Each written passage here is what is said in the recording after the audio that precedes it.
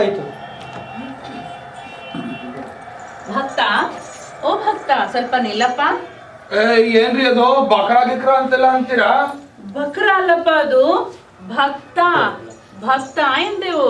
ಓಹೋ ಭಕ್ತ, ಸರಿ ಸರಿ. ಆಫೀಸಿಗೆ ಮೊದ್ಲೇ ಲೇಟ್ ಆಯ್ತು. ಏನ್ರವ ನಿಮ್ದು? ಇದೇನ್ರಪ್ಪ ಇದು? ಹಿಂಗೆಲ್ಲ ರೆಡಿ ಆಗ್ಬಿಟ್ಟು ಬಾಬಯ್ಯನ ಹಬ್ಬನೋ ಕಾಮನ ಹಬ್ಬನೋ ಹಿಂಗ್ ರೆಡಿ ಆಗಿ ನೋಡ್ಬಿದ್ದೀನ ನಿಂತ್ಕೊಂಡ್ಬಿಟ್ಟಿದ್ದೀರಲ್ಲ. ಕೋಪಿಸಿಕೊಳ್ಳಬೇಡ ಭಕ್ತ, ನಾವು ದೇವಲೋಕದಿಂದ ನಿಮ್ಮ ಲೋಕಕ್ಕೆ ನೌಕರಿ ಮಾಡಲು ಬಂದಿರುವೆವು. ಇಲ್ಲಿ ಡಿಸ್ಟ್ರಿಕ್ಟ್ ಹೆಲ್ತ್ ಆಫೀಸ್ ಎಲ್ಲಿದೆ ಸ್ವಲ್ಪ ತೋರಿಸುವೆಯಾ? ನೀವು ಯಾವ ಲೋಕದಿಂದ ನಮ್ ಲೋಕಕ್ಕೆ ನೌಕರಿ ಮಾಡಕ್ ಬಂದಿರೋದು? ಹೌದು. ಅಯ್ಯೋ ಬೈರಾಗಿಗಳ, ತಿರ್ಕೊಂತಿನೋ ತಿರ್ಬೋಕಿಗಳು ಹಂಗ್ ಡ್ರೆಸ್ ಮಾಡ್ಕೊಂಡ್ಬಿಟ್ಟು ನಿಮ್ಗೆ ಯಾಕ್ರೋ ನೌಕರಿ? ಹೋಗಿ ಅಲ್ಲಿ ದೇವಸ್ಥಾನದಾಗ್ಲೋ ಆ ಆಶ್ರಮದಾಗೋ ತಕ ಅಂತ ಕುಣಿರಿ. ಎರಡೊತ್ತು ಒಳಗೆ ಊಟ ಹಾಕ್ತಾರೆ. ತಿರುಕರಲ್ಲಪ್ಪ ನಾವು, ನಿಜವಾಗಲೂ ನಾವು ದೇವತೆಗಳು. ಇವರು ಬ್ರಹ್ಮ, ಅವಳು ಪಾರ್ವತಿ, ಇವನು ಯಮ, ನಾನು ರಂಭೆ, ಇವಳು ಊರ್ವಶಿ. ನೀವುಗಳು ನಿಜವಾಗ್ಲೂ ದ್ಯಾವ್ರುಗಳೇ ಆಗಿದ್ದಿದ್ರೆ ಈ ನಮ್ ಲೋಕದಾಗಿರೋ ಡಿಸ್ಟ್ರಿಕ್ಟ್ ಹೆಲ್ತ್ ಆಫೀಸ್ ಗೊತ್ತಿರ್ತಿರ್ಲಿಲ್ವಾ ನಿಮ್ಗೆ? ಹಂಗಾರೆ ಮಿಕ್ಕಿದ್ದ ಅವ್ರುಗಳೆಲ್ಲ ಎಲ್ಲೋ ಏನೋ ಹಬ್ಬದ ಸೀಸನ್ ಅಂತ ಕಟಿಂಗು ಸೇವಿಂಗು ಮಾಡಿಸ್ಕೊಂಬರಕ್ ಹೋಗೋರ? ಇದೆಲ್ಲ ನೋಡಿದ್ರೆ ಭಾರಿ ಛತ್ರಿ 420 ಇದ್ದಂಗಿದ್ದೀರಾ ನೀವು. ಮುಟ್ಟಾಳ, ಹೆಚ್ಚಿಗೆ ಮಾತನಾಡಿದೆ. ನಮಗೆ ಹೆಲ್ತ್ ಆಫೀಸ್ ಎಲ್ಲಿದೆ ತೋರಿಸುವೆಯೋ, ಇಲ್ಲ ಈ ಪಾಶವನ್ನ ನಿನ್ನ ಕೊರಳಿಗೆ ಹಾಕಿ ಯಮಲೋಕಕ್ಕೆ ಎಳೆದೊಯ್ಯಲು. ಲೋ ಲೋ ತಮಣ. ಯಮರಾಜ, ತಾಳ್ಮೆ ತಾಳ್ಮೆ, ದುಡುಕಬೇಡ. ಹಂಗೇಳ್ರಿ ಅವನ್ಗೆ. ಏನು ಯಮಲೋಕ ಅಂತೆ, ಯಮರಾಜ ಅಂತೆ. ನಮ್ಮೂರಿನ ಪೊಲೀಸ್ ಸ್ಟೇಷನ್ ನೋಡಿದ್ಯೇನೋ ನೀನು? ಅದು ನಿಜವಾದ ಯಮಲೋಕ. ಓ, ಕೋಪಿಸಿಕೊಳ್ಳಬೇಡ ಭಕ್ತ, ಇವನು ಸ್ವಲ್ಪ ಮುಂಗೋಪಿ.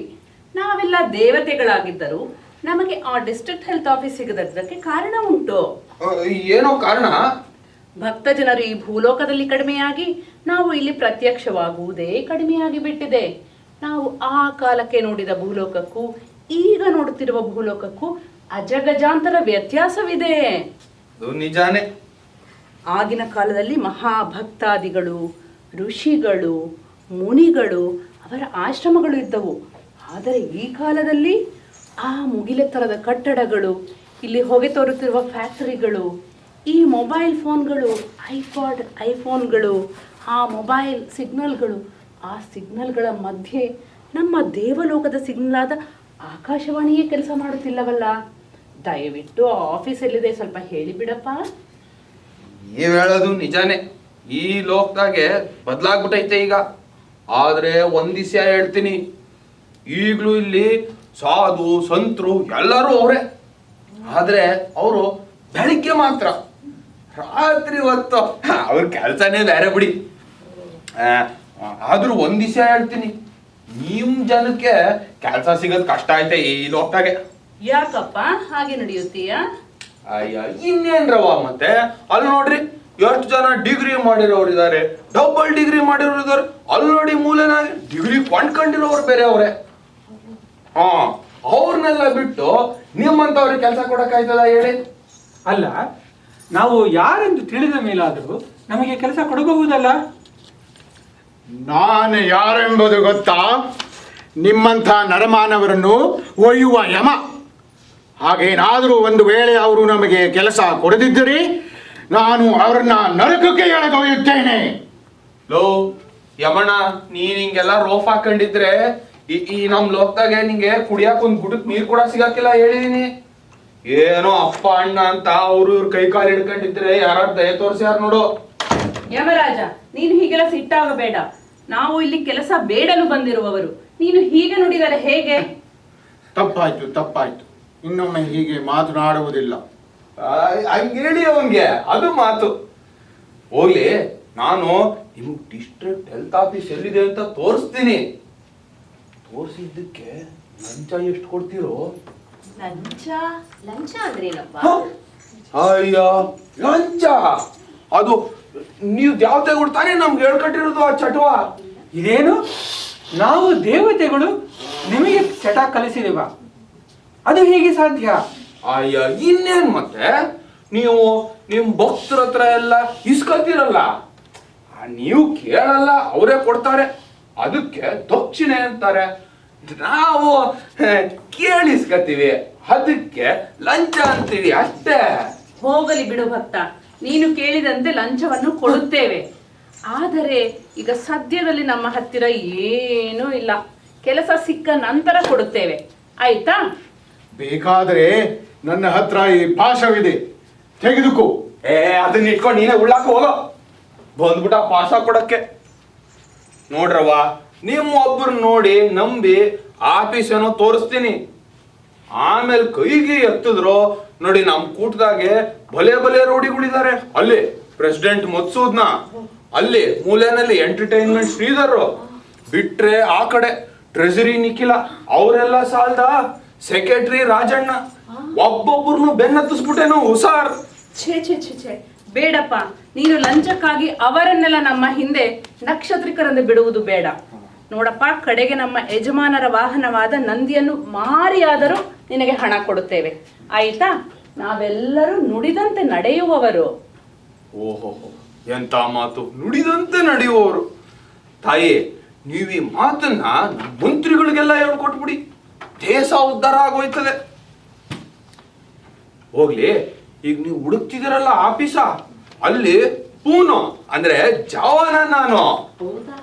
ನೀವು ಹುಡುಕ್ತಾ ಇರೋ ಕೆಲ್ಸಕ್ಕೆ ಇವತ್ತು ಇಂಟ್ರೂ ಅದೇ. ನಡೀರಿ ಹೋಗೋಣ. ಮತ್ತೆ ಏನಪ್ಪ ಇಷ್ಟೆಲ್ಲ ಮಾತನಾಡಿದ್ರು ನಿನ್ನ ಪರಿಚಯವೇ ಆಗಲಿಲ್ವಲ್ಲ? ನಿನ್ ಹೆಸರೇನು? ನಮ್ಮ ಇಟ್ಟಿದ್ದ ಹೆಸರು ಬಸಣ್ಣ ಅಂತ್ರಿ. ಬಸಣ್ಣ? ಆದ್ರೆ ಪ್ರೀತಿಯಿಂದ ಜನರು ಬಸ್ಸು ಬಸ್ಸು ಬಸ್ಯಾ ಬಸಣ್ಣ ಅಂತಾರ್ರಿ. ಬಸ್ಸು ಬಸ್ಯಾ ಬಸಣ್ಣ, ನಿನ್ಗೆ ಮದ್ವೆ ಆಗಿದ್ಯಾ? ಹೆಂಡತಿ ಮಕ್ಕಳು ಇದ್ದಾರಾ? ಬಸ್ಸು ಅನ್ನಿ ಸಾಕು, ಬಸ್ಸಣ್ಣ ಬೇಡ. ಮದುವೆ ಆಗೈತೆ, 5 ವರ್ಷ ಆಯ್ತು, ಇನ್ನು ಮಕ್ಕಳಾಗಿಲ್ಲ. ನಾವೆಲ್ಲ ಆಶೀರ್ವಾದ ಮಾಡುತ್ತೇವೆ, ಮಕ್ಕಳು ಆಗುತ್ತವೆ, ನಡಿ. ಓ, ಬಂದ್ಬಿಟ್ಟ ದೊಡ್ಡ ಮನ್ಸ ಆಶೀರ್ವಾದ ಮಾಡಕ್ಕೆ. ಲೇ, ನಿಮ್ಗಳನ್ನೆಲ್ಲ ನಂಬ್ಕೊಂಡು ನನ್ನ ಹೆಂಡತಿ ಬಂದಿದ್ ಸಂಬಳ ಎಲ್ಲ ತಗೊಂಡೋಗ್ ನಿಮ್ ಮುಂಡಿಗೆ ಹಾಕ್ತಾಳೆ. ಏನು ಪ್ರಯೋಜನ ಆಗಿಲ್ಲ. ಇವನ್ ಯಾವನೋ ಬಂದ್ಬಿಟ್ಟ ಆಶೀರ್ವಾದ ಮಾಡಕ್ಕೆ. ಹೋಗೋಗು.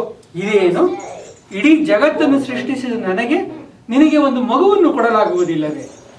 ಓ ಅಣ್ಣ, ನಿಮ್ ಈ ಪವರ್ಸ್ನೆಲ್ಲ ನಮ್ ಡಾಕ್ಟರ್ಗಳು ಕಿತ್ಕೊಂಡ್ಬಿಟ್ಟವ್ರೆ.